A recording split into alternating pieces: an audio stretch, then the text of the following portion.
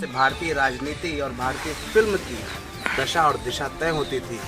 हमारे साथ एक दिलचस्प इंसान भी है, एक नाम जिसने मुरली मनोहर जोशी और प्रधानमंत्री नरेंद्र मोदी को वाराणसी में चुनौती दी और ये बताया कि स्थानीय बनाम बाहरी की राजनीति का उत्तर प्रदेश वाला अध्याय कैसा होता है।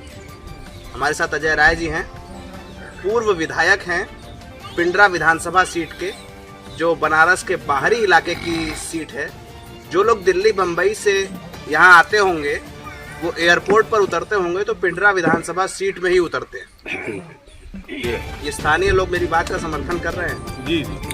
और यहाँ पर एक दरवाज़ा है, कई लोग इकट्ठा है, जैसे गांव में अमूमन दरवाज़ों पर इकट्ठा होते हैं। अजय राय जी, क्या माहौल है आपके क्षेत्र में? माहौल देखिए ऐसा है कि हम लोग यहाँ की जनता के साथ कोई राजनीतिक रिश्ता कभी नहीं रखते हैं। आप मेरे साथ काफ़ी देर से घूम रहे हैं। एक पारिवारिक भाव है, यहाँ एक पारिवारिक रिश्ता है और पीढ़ियाँ बीत गई। मैं लगभग 25-26 साल से यहाँ काम कर रहा हूँ, 27 साल। और पिताजी थे, फिर बेटा, बेटे के बाद फिर उनका पोता, नाती, इस तरीके से रिश्ते आ गए। तो एक ये जो पारिवारिक भाव है, ये पिंडरा हमारा परिवार, ये हमारा शुरू से एक स्लोगन रहा है कि हमारे परिवार की तरह लोग। निश्चित तौर से माहौल तो यहाँ के जो परिवार के सदस्य हैं ये बताएंगे कि क्या माहौल है, कैसे है।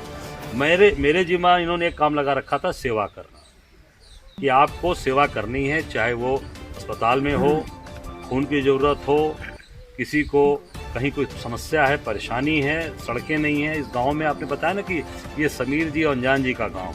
जब मैं पहली बार यहाँ आया था तो यहाँ पर मुझे सड़क नहीं थी, सड़क थी ही नहीं, ना पुल था ना पुलिया था कहीं। सारी सड़कों को बनवाना, पुल पुलिया बनवाना, हैंडपम्प, बिजली विद्युतीकरण कराना, ये मैंने 96 से जो शुरुआत कराई वो लगातार हमने काम किया और वो हमने अपने लोगों को, अपने परिवार के लोगों का जितनी मेरी क्षमता थी, उनके सुख में, उनके दुख में, घर से लेके घाट तक उनके साथ रहा। अजय राय जी ने एक बड़ी दिलचस्प बात की है कि मैं लोगों के साथ घर से लेकर घाट तक खड़ा रहा हूँ।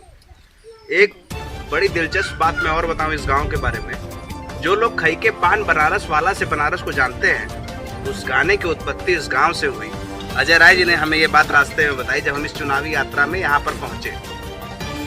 अजय राय जी का इतिहास ये है कि वो 1996 में एक ऐसे व्यक्ति को हराकर पिंडरा विधानसभा, जो कि तत्कालीन कोलसला विधानसभा सीट थी, उससे विधायक बने, जिनका एक लंबा राजनीतिक अनुभव था इस सीट पर। आप 21 बरस विधायक रहे हैं। आपकी पहचान उस चेहरे के रूप में है जिसने नरेंद्र मोदी को बनारस से चुना।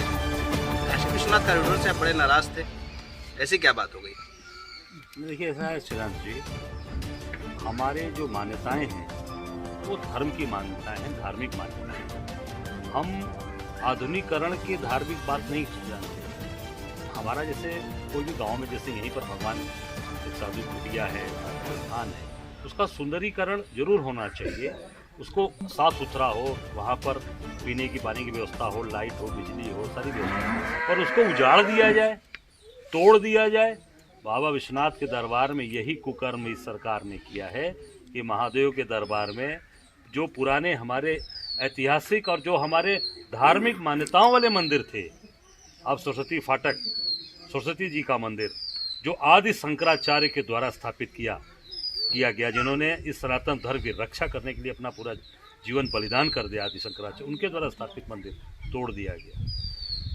फिर आप चले आए मंदिर के पास, शनि भगवान का मंदिर, वो पूरी तरीके से साफ कर दिया गया।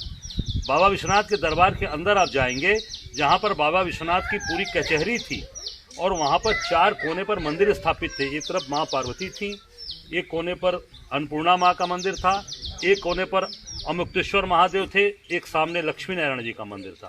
सारी चीज़ों को साफ करके एक वहाँ पर एक मॉल रूपी पूरा माहौल बना दिया गया। वो विश्वनाथ, हम लोग मंदिर, बाबा का दरबार था, वो हमेशा रहेगा, पर जो वर्तमान की सरकार ने उसका एक मॉल का स्वरूप बना दिया, उसका एक आधुनिकीकरण कर दिया। अब वहाँ खाने पीने के भी सामान मिलेंगे, वहाँ पर बड़े बड़े आउटलेट्स भी खुलने जा रहे हैं, वहाँ पर बैठ के लोग आराम से उस दरबार में खाना पीना खाएंगे। आप सोचिए, बाबा के दरबार में, महादेव के दरबार में, और वहाँ पर जाके लोग धार्मिक मान्यताओं के साथ शीश नवाते थे, माथा झुकाते थे। अभी आप देख लीजिए, सभी लोग यहाँ वरिष्ठ लोग बैठे हैं और मैं समझता हूँ कि सभी धार्मिक लोग हैं। बाबा विश्वनाथ के दरबार में जहाँ तक मेरी जानकारी है या जो मैं समझ पाता हूँ या सनातन धर्मी हूँ, बाबा विश्वनाथ के दरबार में आज तक कभी शंख ध्वनि नहीं हुई थी। कभी हुई हो तो कोई बता सकता है। और महादेव के दरबार में शंख नहीं बजते, महादेव के दरबार में घंट घड़ियाल बजते। हो गिरी बाबा बताओ। हाँ भैया एकदम सही। कहीं भी बाबा का कहीं दरबार होगा जहाँ शंख भी नहीं बजता। जहाँ शिव जी की आराधना होती है वहाँ शंख नहीं बजता, घंटा घड़ियाल घंट घड़ियाल बजता है, नाग बजता है। पर पहली बार इस सरकार ने, व्यवस्था ने 1008 शंख बजवा कर विश्व रिकॉर्ड कायम कराया और बाबा विश्वनाथ के दरबार में शंख बजवाया गया। मैं समझता हूँ काशीवासी होने के नाते, बाबा विश्वनाथ का भक्त होने के नाते ये मुझे अच्छा नहीं।